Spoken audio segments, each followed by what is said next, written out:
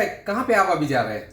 अभी मैं जा रहा हूँ सीधे सुवर्णभूमि एयरपोर्ट और वहां से मेरी फ्लाइट है थाई विएट जेट की ओके। जो कि उबोन राजधानी के लिए है। हाँ। क्योंकि वहां पे मेरी वाइफ वेट कर रही है मेरा, काफी टाइम से मिले नहीं है हम। शाबाश बेटा, बहुत वो राजधानी ईशान प्रोविंस। ईशान प्रोविंस में ओह जी। राइट। तो hello what's up guys, welcome back to my channel Bangkok Bubbles. कैसे हो आप सब लोग? मैं हूं आपका दोस्त अरस। तो गाइस अभी मैं फिलहाल हूं थाईलैंड की कैपिटल सिटी बैंकॉक के अंदर। और अभी फिलहाल की बात करें तो यार मैं भी सुखमवित के अंदर हूं, मेरे एक भाई से मिलने के लिए आया हूं। और यार जो हमारे भाई हैं उनका एक स्टोरी बहुत ही इंटरेस्टिंग स्टोरी है, तो आपसे शेयर करेंगे। तो वीडियो के अंदर आप कंटिन्यू बने रहिए, वीडियो को आप पूरा एंजॉय करना। आपको इन्फॉर्मेशन भी शेयर करेंगे और उनकी जो एक पर्सनल स्टोरी है कि थाईलैंड में क्यों आए हैं, सारा कुछ आपसे शेयर करते हैं। तो वीडियो को आप पूरा एंजॉय कीजिए, ठीक है? तो ये है हमारे भाई, ऑलरेडी इनके 8 से 10 दिन हो चुके हैं थाईलैंड के अंदर। तो काफी सारी मतलब इन्फॉर्मेशन और उनकी पर्सनल स्टोरी शेयर करेंगे। तो भाई सबसे पहले आपका इंट्रोडक्शन दे दो, आप कि आप कहाँ से हो, आपका नाम सब कुछ आप बताओ। हेलो गाइस, मेरा नाम अर्पित पंडित है और मैं इंदौर से हूँ। इंदौर जो एमपी में है। और यहाँ पे मैं भाई से मिला क्योंकि काफ़ी टाइम से मैं कांटेक्ट में था इंडिया से भी, और भाई ने काफ़ी मदद किया। और मैं एक्चुअली पहले 8 साल यहाँ काम कर चुका हूँ बैंकॉक में, और उसके बाद फिर मैं जर्मनी चला गया था काम करने के लिए। यूरोपियन काफ़ी सिटीज़ में काम किया और अभी वापस आने का मौका मिला किसी स्पेशल कारण से, तो इसीलिए मैंने भाई से कांटेक्ट किया था। काफी मदद की इन्होंने भी, और उसके बाद हम मिले तो काफी अच्छा लगा। भाई आप सबसे पहले ये बताओ कि आप मतलब कौन सी कंपनी में यहाँ पे काम करते थे पहले 8 साल, आपका क्या एक्सपीरियंस रहा? हाँ, तो मैं एक्चुअली आईटी फील्ड से हूँ, तो मेरा कंप्यूटर नेटवर्किंग ट्रेनिंग का काम था। जी। तो यहाँ पे हम इंटरनेशनल क्लाइंट्स को networking, computer networking training provide करते थे। जी। तो उसके बाद में आप जर्मनी चले गए, 8 साल आपने यहाँ पे काम किया? हाँ, 8 साल मैंने यहाँ काम किया, फिर मैं जर्मनी बैंकॉक के अंदर काम किया? बैंकॉक में, हाँ। और इस सुखमवित एरिया में ही था मैं। तो आप जब पुराने वीडियोस में बताते थे सुखमवित एरिया, तो मुझे भी पुरानी यादें ताजा हो जाती थी उससे। राइट। या तो भाई है आईटी एक्सपर्ट, और पहले बैंकॉक में मतलब 8 साल काम किया, उसके बाद में जर्मनी पोस्टिंग हुआ, और अभी आप फिलहाल इंडिया में हो? हाँ, फिलहाल मैं इंडिया में हूँ। 2019 एंड में मैं आ गया था। Okay. जो ये कोविड पेंडेमिक शुरू हुआ था उसके पहले फॉर्चुनेटली वापस आ चुका था। जी। तो तब से मैं इंडिया में ही काम कर तो रहा मेरे भाई अब आप बताइए कि आपका थाईलैंड में भी आने का स्पेशल रीजन क्या है?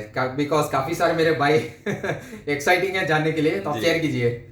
हाँ, तो मैं एक्चुअली यहाँ पे घूमने के लिए नहीं आया हूँ। नॉट फॉर, मतलब घूमना भी है साथ में, लेकिन जी। जो मेरा मेन रीजन है आने का वो ये है कि मेरी वाइफ थाई है। ओह। तो एक्चुअली जब मैं जर्मनी में काम कर रहा था, जी। तो जर्मनी में मैं मेरी वाइफ से मिला first time. She was also working there. Oh. तो हम लोगों में दोस्ती हुई, और फिर बाद में जब हमने डिसाइड किया शादी करने का, तो हमने पास में ही डेनमार्क में जाके ऑफिशियली मैरिज सर्टिफिकेट लिया।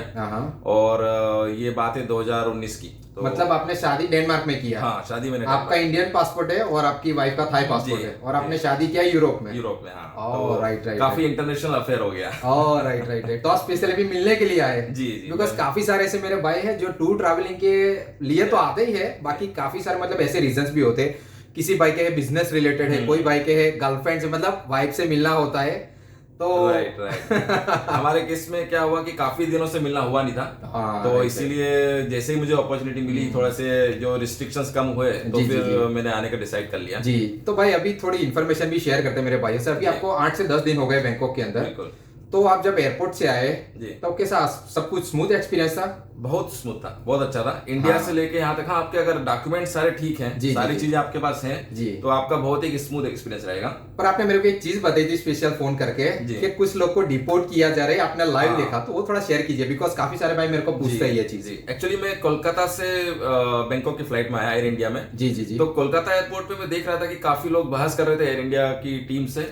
और मैंने जब पूछा एयर इंडिया के स्टाफ से कि क्या चल रहा है, तो उन्होंने बताया कि जो लोग टूरिस्ट वीजा पे जा रहे हैं उनके पास 20,000 थाई बात कैश या फिर $700, ये 750 समथिंग US डॉलर होना जरूरी है।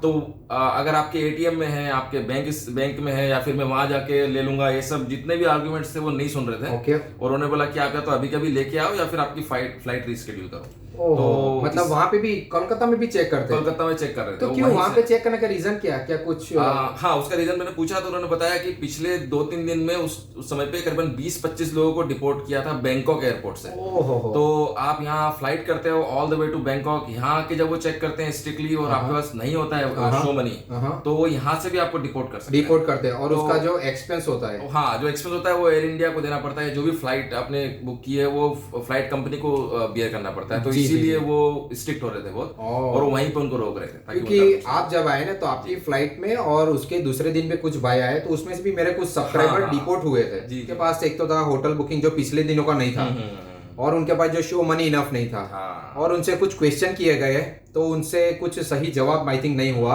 तो वो बोला कि यार इसलिए हमारा इश्यू हो गया।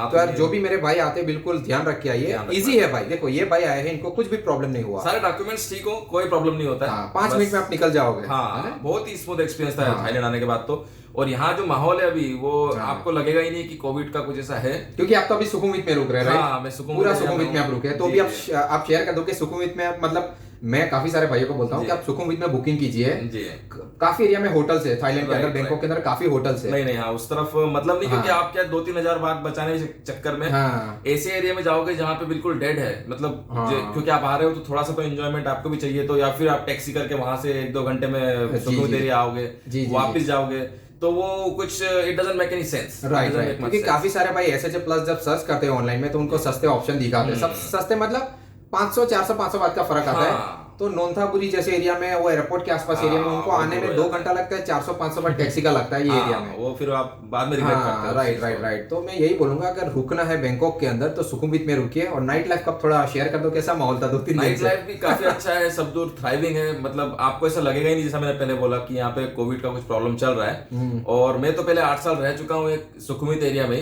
तो इसीलिए मैंने तो यही प्रेफर किया था कि सुखुमवित एरिया में ही रहना है, क्योंकि पुरानी यादें भी ताजा हो जाती है। राइट। तो और फिर हम लोग भी बाहर थोड़े गए साथ में, तो काफी मजा आया। और दूसरे यूट्यूबर जो इनके फॉलोवर्स हैं वो भी हमको मिल गए, तो सडनली मिल गए, तो उनसे जिगर भाई, और वो भी है मेरी सिटी से ही, गुजरात से ही है वो भी भाई। हाँ, तो काफी अच्छा लगा। उन्होंने भी यहाँ पे आके कंपनी ओपन किया, उनका बहुत बड़ा कंपनी है ऑस्ट्रेलिया का, जो मेडिसिन का कंपनी है, तो यहाँ पे ओपन किया उन्होंने, और बोला कि मेरे केस में सब कुछ स्मूथली हो गया, बाकी जो नेक्स्ट जो केस आएगी मे भी उनके लिए हार्ड हो सकता है, बिकॉज ऑफ काफी सारे स्ट्रिक्ट डॉक्यूमेंट है अभी जो बिजनेस वीजा के लिए, वर्क परमिट के लिए। तो आई होप के देखो आगे आने वाले टाइम के अंदर क्या होता है क्या नहीं। और भाई काफी सारे भाई मेरे को ऐसा पूछते हैं कि नाइट लाइफ का जो आपका माहौल है, तो अभी 11 बजे तक अलाउ है, पर हम लोग साथ में थे रात को 1-1:30 बजे तक, तो कैसा माहौल था? क्योंकि 11 बजे अल्कोहल तो ये लोग क्लोज कर देते बार डिस्को, उसके बाद में भी कैसा माहौल था रोड पे, आप बताइए थोड़ा। माहौल तो जो पुरानी यादें मेरी हैं सारी दूसरे ताजा हो गई, क्योंकि ऐसा लगा ही नहीं कि कुछ भी रिस्ट्रिक्शंस हैं यहाँ पे। ऑफ कोर्स क्या है कि 11 बजते से ही आपको काफी सारे लोग बाहर आ जाएंगे। हाँ, पर वो लोग फिर बाहर आ जाते हैं, और बाहर बैठ के एंजॉय करना। और आप जैसे स्ट्रीट व्यू भी है, 11 में हम गए थे, और सुखुमवित मेन रोड पे भी थे, तो काफी अच्छा माहौल, काफी ऑप्शन है आपके पास, काफी ऑप्शन आपके पास है। ऐसा नहीं होगा कि सब कुछ बंद हो गया है, चलो भाई आप घर जाके सोना ही है। If you want to enjoy, you have a lot of options here. और इसके अलावा अगर आपको एंजॉय करना है सुखुमवित एरिया में, तो इससे मेरा भी पुराना एक्सपीरियंस है, और अभी भी मैंने वापस देखा कि आप सोई 4, सोई 5, सोई 8, सोई 11, सोई 7 और सोई कॉबॉय जो सोई 21 में है, सारा कुछ ओपन है, और एंजॉय कर सकते हैं। If you want to have a good times, you have plenty of options here. और मेन चीज ये है कि सुखुमवित एरिया में आपको दिन को रात को मतलब कोई भी टाइम में टैक्सी, बाइक टैक्सी, ट्रांसपोर्टेशन बहुत इजी है। और सबसे मेन बात है, स्काई BTS ट्रेन यहीं से ही जा रही है। हाँ, बिल्कुल 2 मिनट दूर है, 2 मिनट की दूरी पे आपको नाना BTS यहीं पे, अशोक BTS। तो काफी सारे जो लोग हैं जो अगर थोड़ा सा दूर भी रह रहे हैं, अगर BTS की लाइन में कहीं पे आप हो, तो इजीली 5 मिनट में आप यहाँ पहुंच सकते हो। जी, जो कि हसलिंग एंड बसलिंग एरिया है, जहाँ पे सब कुछ हैपनिंग हो रहा है। तो मेरे भाई अभी आप कौन से वीजा पे आए हो यहाँ पे?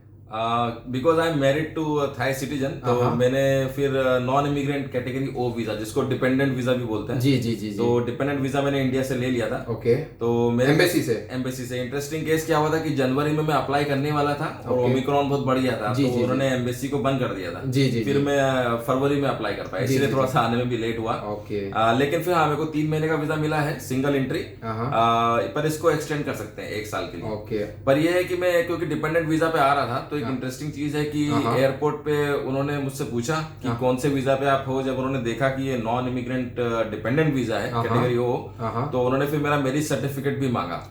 और पूरा उन्होंने प्रॉपर्ली उसको चेक किया, मैरिज सर्टिफिकेट को, उसका जो QR कोड होता है उसके ऊपर वो भी स्कैन किया। और क्योंकि मेरा सब जेन्युइन डॉक्यूमेंट्स था, कोई प्रॉब्लम नहीं थी, तो फिर वो सब प्रॉपर चेक करने का उन्होंने जाने दिया। पर हाँ, वो चेक करते हैं अगर आप जिस वीजा पे आ रहे हो, आपका पर्पस जो है वो प्रॉपर्ली वो सब कुछ चेक करेंगे। तो वही बातें आ जाती है कि डॉक्यूमेंट्स होने चाहिए, जैसा भाई हमेशा बोलते हैं वीडियोस में, प्रॉपर डॉक्यूमेंट से आपको कोई प्रॉब्लम नहीं होगी। जी जी जी। फिलहाल 3 महीने का वीजा है, तो मैं भी प्रोसेस में हूँ इसको 1 साल का एक्सटेंड करने की। हाँ, उसके बाद में आपको री एंट्री लेना होता है। हाँ। एयरपोर्ट से भी आप ले सकते हैं अगर आपने 1 ईयर वाला री एंट्री ले लिया, आई थिंक 4500 अप्रोक्स है। Right right right. तो उसके बाद में आप आ जा सकते हैं, कोई प्रॉब्लम नहीं है पूरा ईयर। मेरा मेन रीजन ही वही, क्योंकि क्या है 1 साल का वीजा मिल जाएगा तो फिर कभी भी आना जाना हो सकता है। Exactly, right right. अभी इस तरह की प्रॉब्लम से होगी नहीं कि अगर एम्बेसी बंद है, कुछ प्रॉब्लम है। जी जी जी जी जी। अदरवाइज तो आपको फिर ऑन अराइवल 14 दिन ही मिलता है। जी जी जी, एग्जैक्टली। वो उससे अच्छा बेटर ऑप्शन हो जाएगा। राइट। तो ठीक है गाइस, आज वाला वीडियो कैसा लगा? अगर अच्छा लगा हो तो लाइक कमेंट शेयर जरूर कर देना और चैनल को सब्सक्राइब कर लेना। बाकी गाइस कमेंट करना तो भूलना ही मत।